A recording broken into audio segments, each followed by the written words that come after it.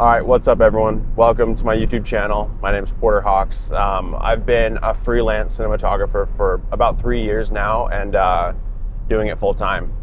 YouTube has been something I've wanted to start for years, and I've struggled with wanting to overproduce my YouTube videos to the point where I just have not started them because I want them to look so good. Recently, I've just got some inspiration from a guy named David Moorfield. He's an awesome freelance DP out in Orlando, and he does iPhone vlogs on YouTube, and that is exactly what this is.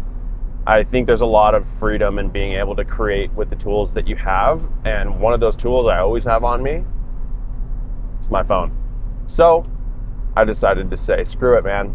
Let's just start vlogging what I do on a daily basis with my iPhone. So that's what we're doing. I hope, to be honest, I don't know what the future of this channel is going to be. This is something that I'm trying, and if I like it, I'll stick to it. I would love to do vlogs every week, but maybe I do them every other week. Yeah, I don't really know at this point, but this is a start, and that's a lot further than I've gotten in years in terms of my own content and my YouTube and things like that. To be honest with you, a big reason why I haven't started YouTube or, really been consistent with my own marketing and my own media is the fact that I'm just busy, which is a blessing. It's a great thing to be busy as a freelance cinematographer. Someone working in the film space. It's great to be busy, and I'm grateful for it. And I have a lot of clients and a lot of work. And over the course of this YouTube series and these vlogs, I'll be sharing my work and how I've gotten those clients and how I do what I do and all these little tips and tricks that I hope can help you guys do a similar thing with your careers. But honestly, I've just been so busy, so it's been hard to prioritize myself.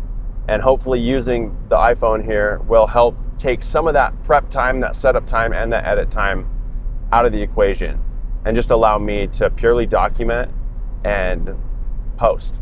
And that's really what I want to do.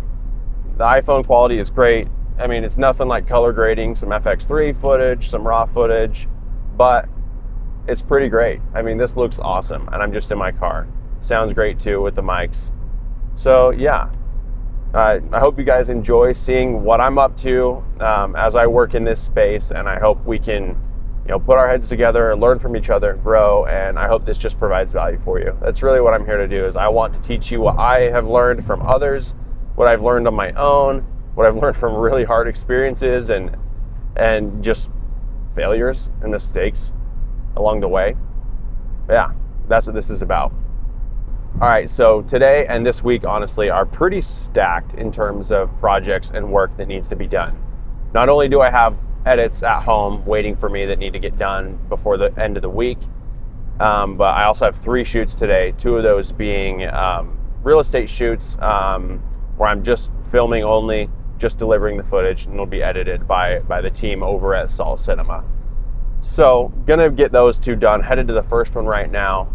And then later today, I have just a studio shoot for one of my retainer clients, Goose It Company. Good friends of mine. I worked with them for 3 years, and they're actually the company who helped me start my journey as a freelance cinematographer and my whole journey in the video space. So yeah, I'm going to be documenting that for you guys today. But headed to this first real estate shoot, and then I've got a few hour gap. Hopefully I can get home, get some edits done. I'll head to the second one. Another gap, try and get the gym in there, try and get my body moving, touch some grass, and then we'll be headed later tonight to set up a Black Friday / Christmas style shoot with Goose It. So I'm super excited for that, and I'll catch you guys for that. I honestly really enjoyed these real estate shoots because they're one of the few times where I just film only. Usually I'm filming and editing, but on these, I deliver the footage over, and it is so nice. All right, so we're back in the car after that first shoot. Things went great. So recently I've been thinking a lot about the topic of confidence and what it means to bring confidence to a shoot, to your job, to your business, all sorts of things. And I think it really is a super important thing to have confidence. Even confidence in your pre-production and when you meet with people over Zoom. For example, this first shoot this morning was with 2 real estate agents who I've never met before. I've never even talked with before. I was just assigned to go film. So never met the clients, didn't know them. And one of the clients is actually very well known, well respected, has a ton of followers on social media, just very well known in the community. So, you know, for me, not knowing him, knowing that he has a big presence, that can be intimidating for anyone to go, be expected to film a professional job for someone like that.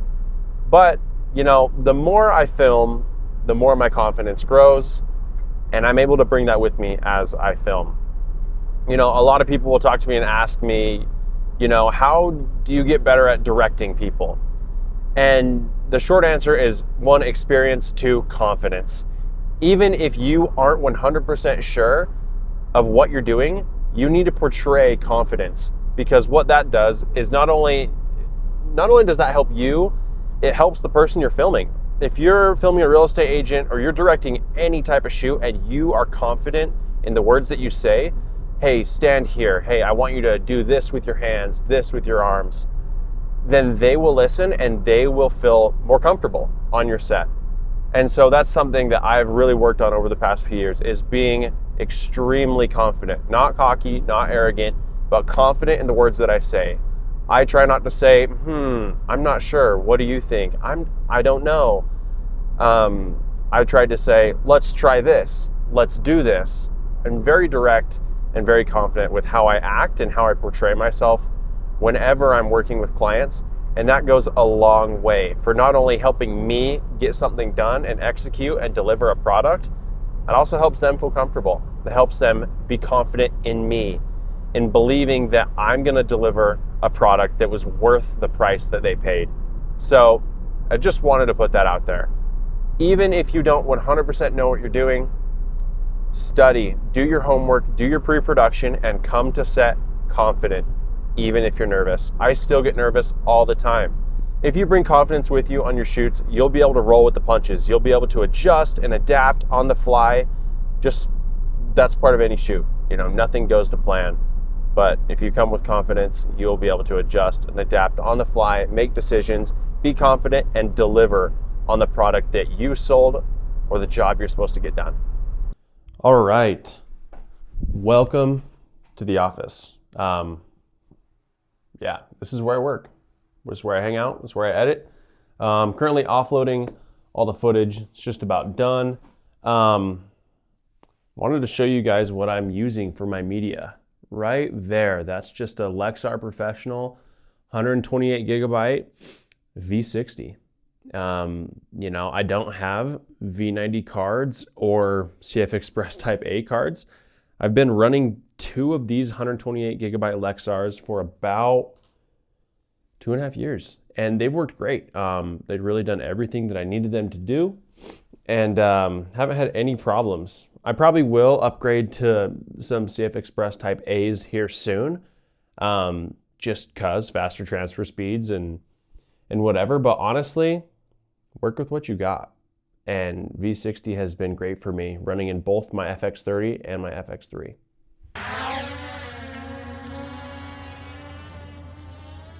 All right, what up? We're back in the car. I am currently flying some drone at the second real estate shoot of the day. Want to talk about one of my favorite shots, that being the jib shot. So drone is up here, object is down here, and you're flying down as you're panning up. So you're flying forward, down, and panning up. So you're kind of getting this effect. It's called a jib shot. Looks really good. It's harder to do than you think it is, but it makes a big difference. And flying drone is it's a skill. I've been flying drones for years, since I was a little kid. So it comes natural to me, but if there are a few shots that if you can master with the drone, you can really make a big difference in your videos. One being the jib shot, your classic orbit shot around your object. Object's here, you're orbiting.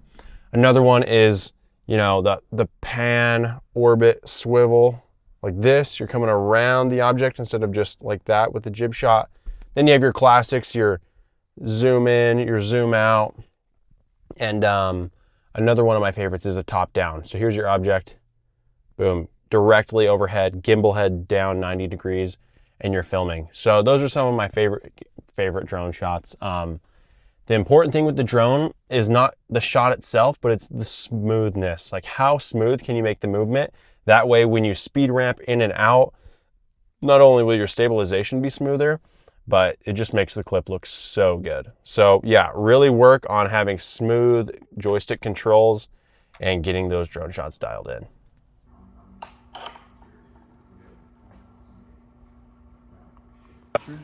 First ever YouTube video. Merrick wanted to be featured.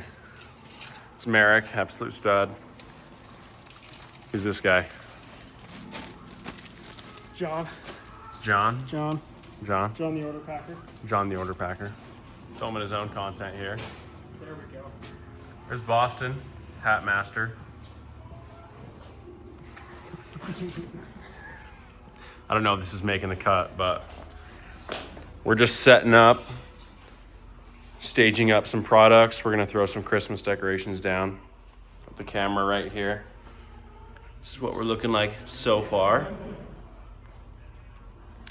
I'll give you an update when we're further along.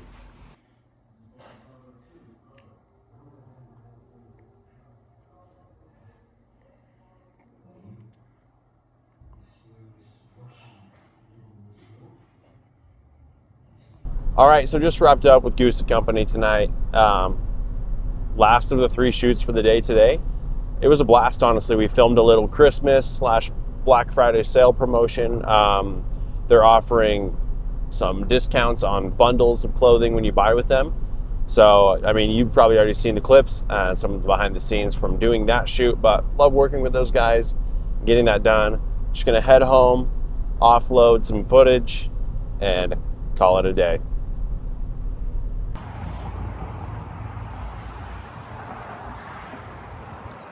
All right, welcome to the vlog. It is Thursday. We are here at University of Utah campus with Kind Bar and Newbridge Marketing, filming a little activation event that they got going for World Kindness Day. Pretty sweet. I've been hired to just put together a quick Instagram reel, get some photos, and just hang out. So it's been great so far. So just wrapped that shoot with Newbridge Marketing and Kind Bar up at University of Utah campus. And things went great. It was your typical event coverage. B-roll, some A-roll, some interview style shots where I just interviewed kids with a handheld mic. And it was great. I was there for about 4.5 hours, and about an hour and a half into it, it started raining pretty good. And I was really glad I'd brought my Nanook 935 case, completely waterproof, kept everything dry. It was great to work with. I love that thing. One of my favorite lenses to use is my Tamron 70-180. I bought it secondhand, really cheap, like $800, and that's super cheap for a 70-180 or 70-200 style lens. And it's one of my favorite lenses to use for events because you can be super far removed from people, but still capture genuine emotions.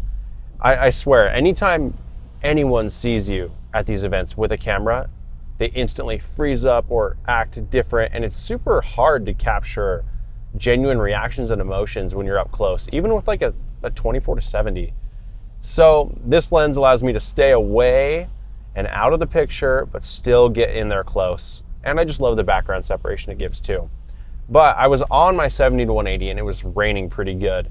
And it's not a weather sealed lens. It's not really the nicest lens, but it works.